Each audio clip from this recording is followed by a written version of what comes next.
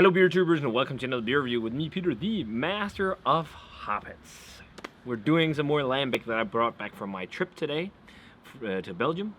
And yeah, you guys saw some footage already. It was amazing. I think Belgium, Pajottenland, is one of my favorite beercations ever, along with some of the trips I've done to the States. I think it's up there with like my California trips. Also New England, I guess, but it was just amazing. It was such a fun time. It's pretty damn nice, chill weather today. The smoker is fired up behind me. I'm doing some tri-tip, and it's the tall ship races this weekend in Oude. So after this, we're going to a free concert when we're done eating and having a couple lambics and whatnot. It's gonna be nice. My girlfriend is here with her sister, and we're gonna meet up with some friends, and it's gonna be lovely. So I'm gonna start off with this. And this is another Lambic from the Oude Cam. This is technically a re-review, but not really, because all Lambic blends are unique and different because of the wild cultures. So this is the 2019 vintage of the De Cam Oude Lambiek. So this is a 3-year-old Lambic, and it's unblended Lambic. So it's not going to have the same level of carbonation as say like a Geuz, the champagne effervescence. It's most likely going to be a little bit flat and still. I can see there is a little carbonation, and there is a chance that some will develop in the bottle. But often, Oude Lambiek, either 2 or 3 years, whatever, maybe 4 years, they will be quite still when you pop them. And it was really fun, being down in Pajottenland. You would try a lot of these, especially also 1 year, like really young Lambic. So yeah, and I like how here it says it's brewed by or made blended, so it's a blendery by one min only, Karel, and Karel is the blender and owner, and he does everything on his own.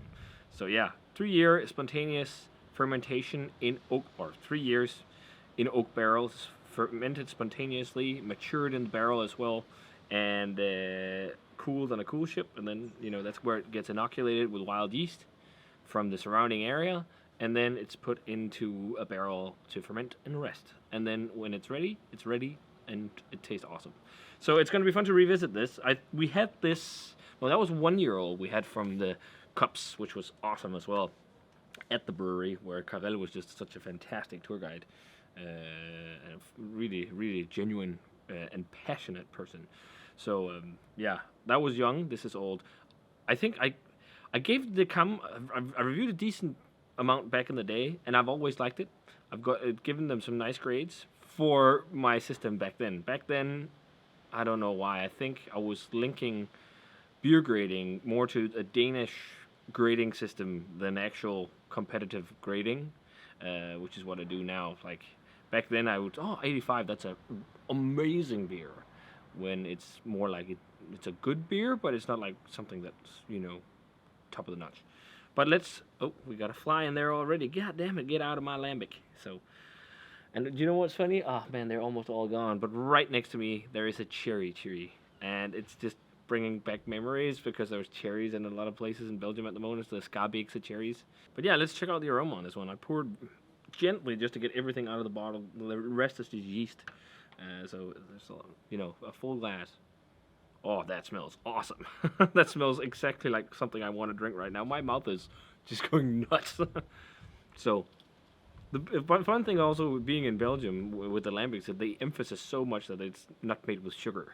It's dry beer. It's lightly sour beer. Like, it's so fun to hear about, and that's because of Belgian tradition. A lot of breweries, modern brewers, use loads of sugar in their beers and sweeten them. Traditionally, Lambic and whatnot, it's unsweetened beers. It's dry beers. It's just wonderful beers. But this smells awesome. I'm getting loads of dried stone fruit, lots of apricot. It actually almost it reminds me a bit of like Driefonteinen Lambic.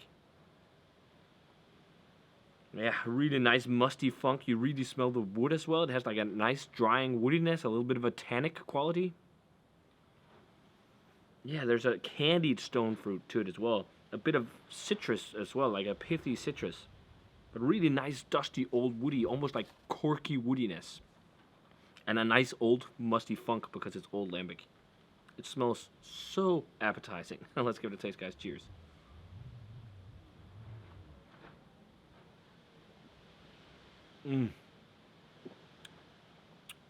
Ah.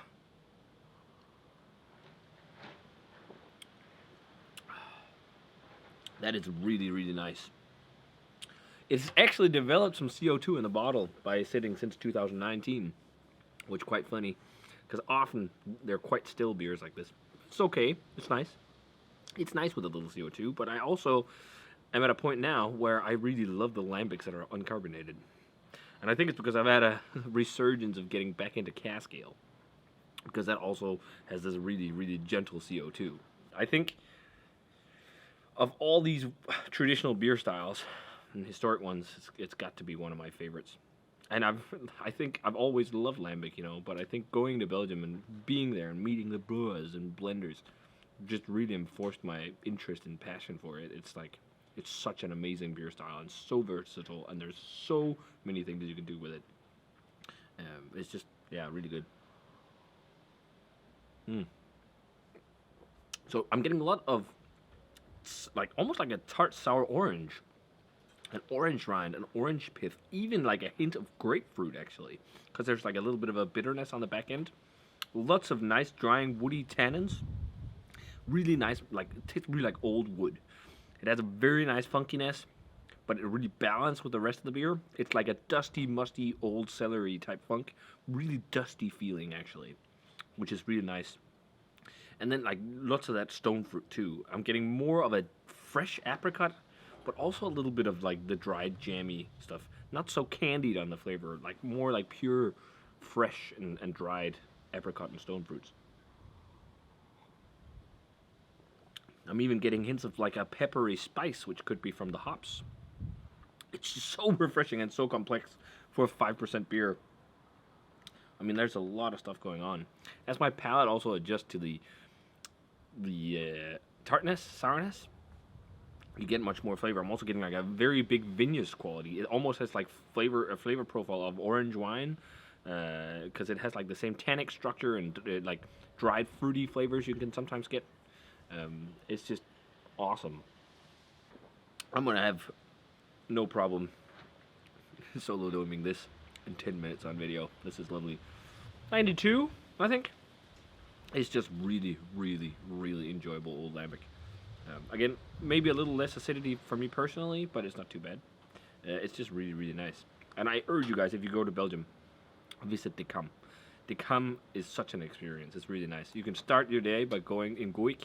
You can start your day by going to in de Verzekering tegen de grote dorst. I think that's how you say it. Because they're also only open on Sundays. Go there, have some lambic, and afterwards go to De Cam.